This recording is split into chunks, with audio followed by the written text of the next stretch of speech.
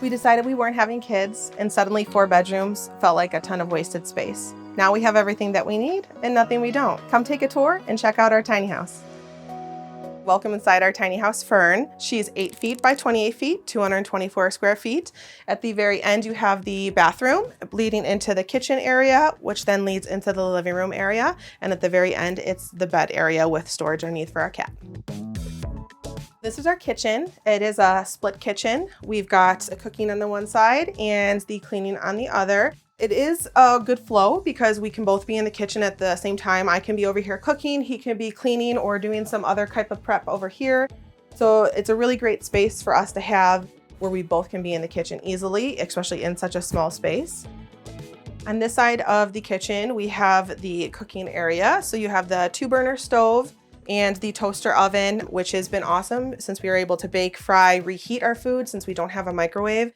We just thought microwave was too big to waste in a space this size, so this has been absolutely amazing. We have a couple cabinets in here. This one we decided to leave open faced. We have our pots and pans hanging and the lids hanging on the side of the cabinet. When you live tiny, you have to get really creative with storage space. So if you have limited cabinets, you use the wall space or any other type of shelving that you can do. And below the butcher block, which this butcher block has been amazing, but does require a little bit more care than we realized. So if anyone is new to butcher block, water spots and water damage can happen. So I do plan to resand and seal it. Just keep that in mind if you're buying tiny. This large cabinet has been absolutely great for all of our mini appliances. All of our extra stuff goes down there.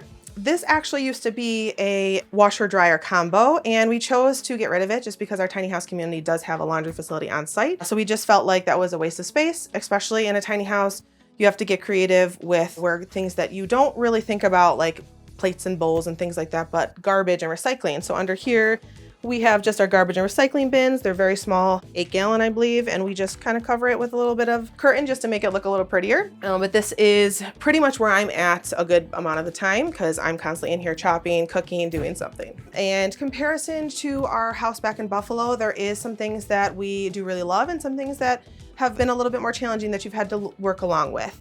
We had a very large stove and oven, so downsizing to a 2-burner, which is really more of a 1-burner with pan size, and a toaster oven has been a little bit of a challenge, but honestly has made cooking a lot simpler, less mess, less dishes. So we really do enjoy that.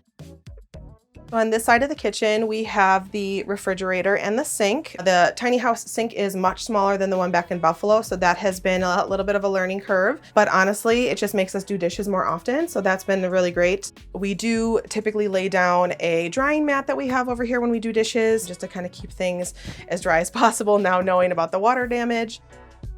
And then this cabinet up here, this is strictly just for pantry items, and then any additional pantry stuff we put up here in mason jars.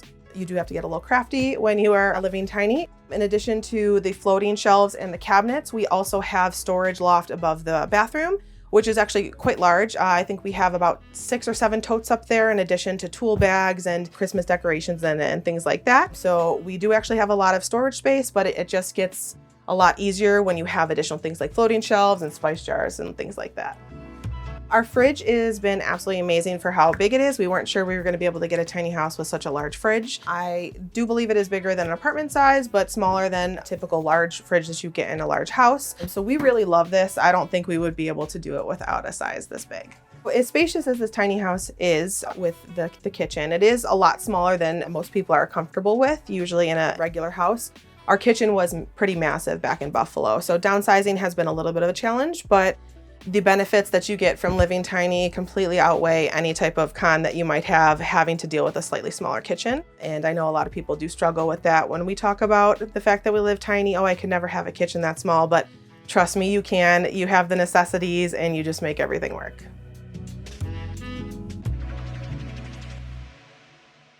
As we make our way out of the kitchen and onto the living room, I do want to talk about a couple things here. I want to talk about this propane heater here.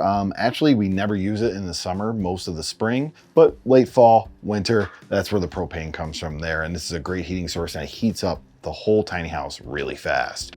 We have a dehumidifier here.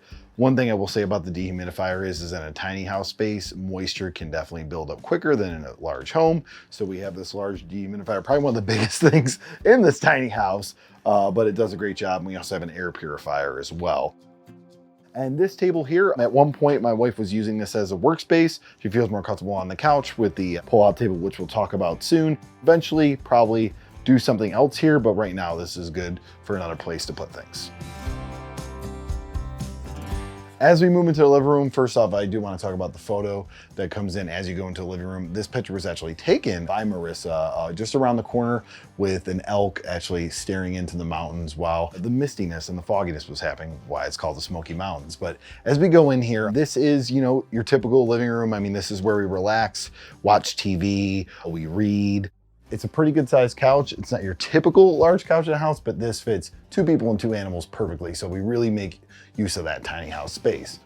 So living in a tiny house, you got to make best of the space you have. So you can see here, we're hanging the plants because there's not a lot of room to put plants down. So we're hanging the plants here.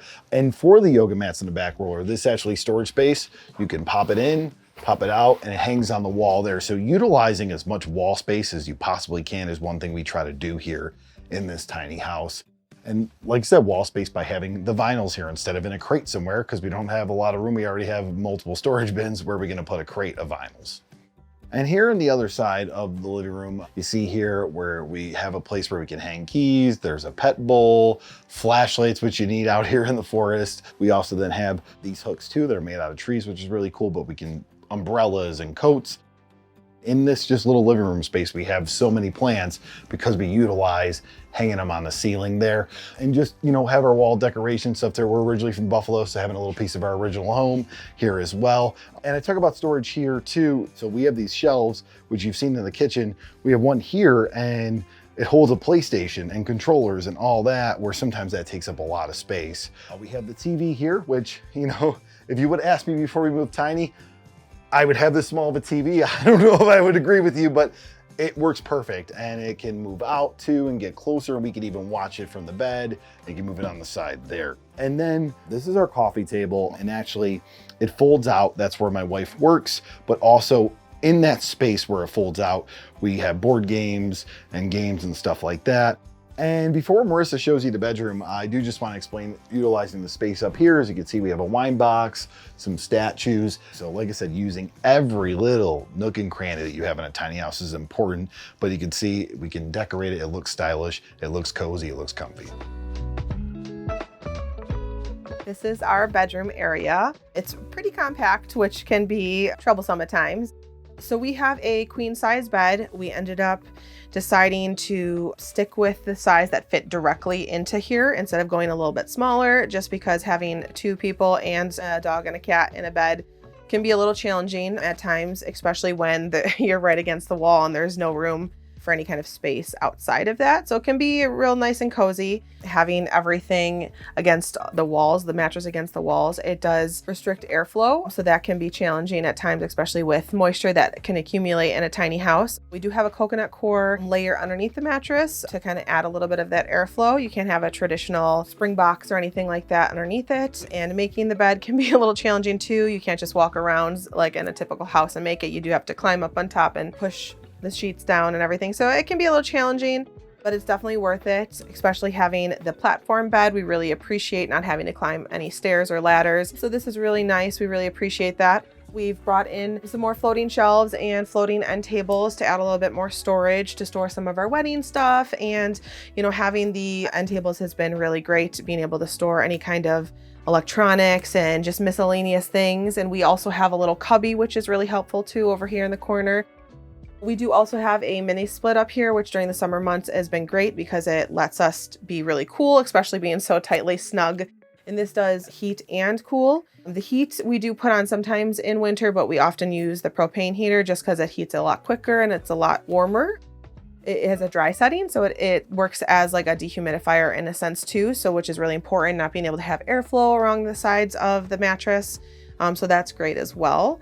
So when we bought the house, it was completely white walls, and I don't particularly like white. So we definitely wanted to add a little bit of a rustic, cozy cabin feel to the house. So we painted all of the walls green, and it definitely makes it much cozier at nighttime sleeping in it, especially having a salt lamp and the string lights at night. It just really sets the ambiance for it, and it just makes it a really cozy space.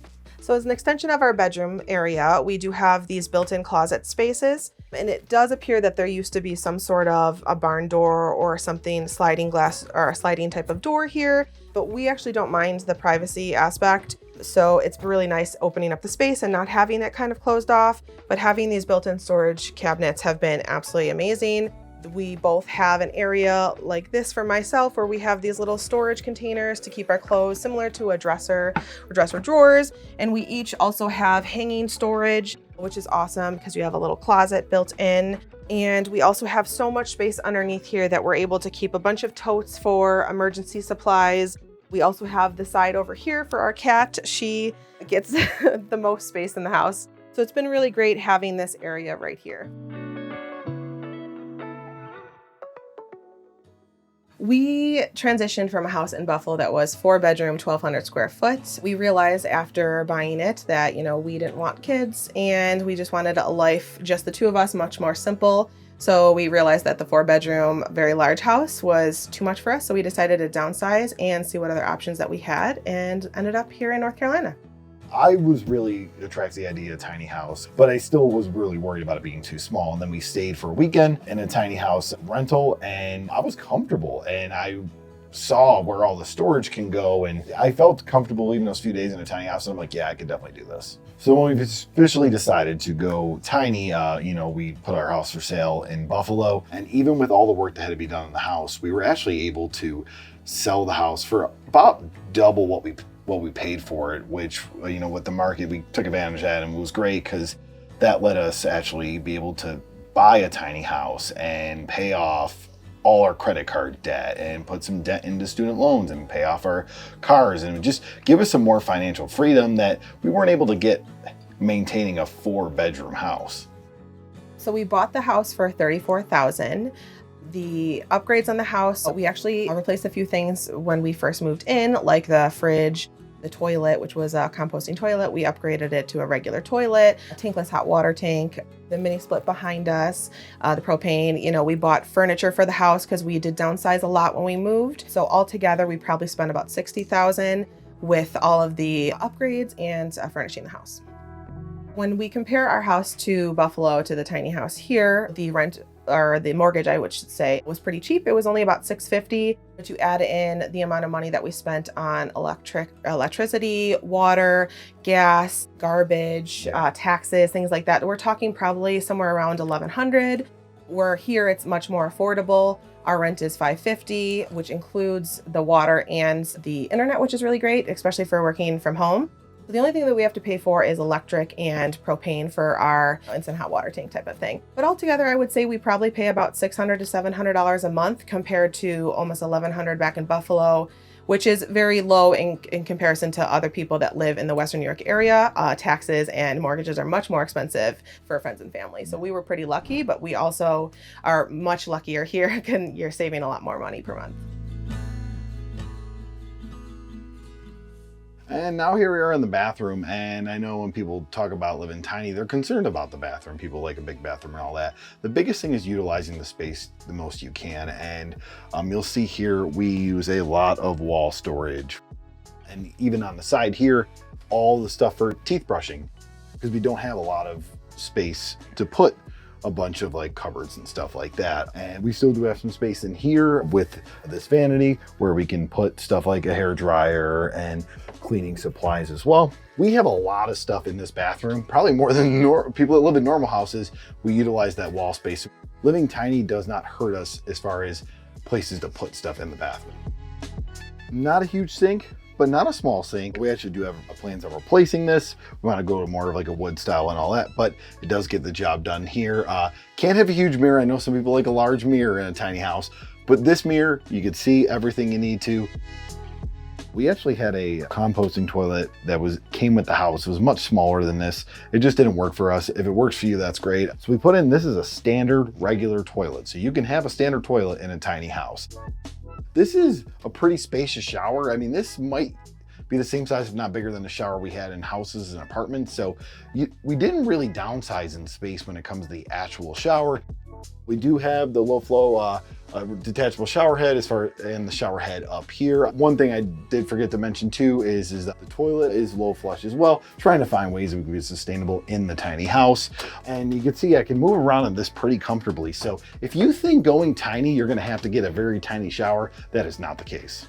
And when it comes to hot water, we actually have a tankless water heater outside. So as soon as you utilize the heat, it fires up, and the water pressure and the warmth or cold levels, how you like it, are perfect. So you do not downgrade there at all. When we moved tiny, a big thing for us was for it to push us outside, experience the outdoors, experience nature more. And it starts on our patio here. We got a lot of patio space. We're blessed with that the community did provide that for us. And on this patio, I'm able to have a Blackstone as well as a prep cart. And you saw the kitchen is tiny. It is functional for us. We can work with it, but if I come out here and I grill, and I can prep stuff out here and use this as a cutting board as well. So really utilizing the outdoor space for a kitchen as well. We sit out here and we can have dinner, we can have coffee, and we can just take it all in, enjoy the nature, enjoy the space we have out here, but while being grateful for the space that we have inside. Now here we are in the garden. You know, we don't have a lot of land or everything. We're in a tiny house community, but we definitely make the most out of it with container gardening. So really utilizing the space. We still haven't done it. We plan to grow some wildflowers to bring some more pollinators over here, like hummingbirds, as well as butterflies and honeybees. Another great thing about living tiny that was pretty unexpected, I had seen videos about how people really developed a good support system and really got to know a lot of people that were living different type of lifestyles, but still with the tiny house life. And it was something I never really considered so much, but when we moved here, it really became prevalent how important that was to have a great support system and a great community that you live in, because you are starting a new adventure in a new space that you're not used to when you're used to a house. And living in a really intimate community with 10 houses really gets to know your neighbors, which is not something in South Buffalo you are familiar with. Yeah. So that has been a real joy, getting to know the neighbors. And, you know, that's something you really appreciate living tiny, because, you know, you want people that are like-minded, who understand the struggles of what it might be to live tiny, but also so much joy of it. And it's people you get to experience new things in life with, whether it's tubing or going to explore new restaurants and things like that. You can do that with your neighbors because you get to know them so well.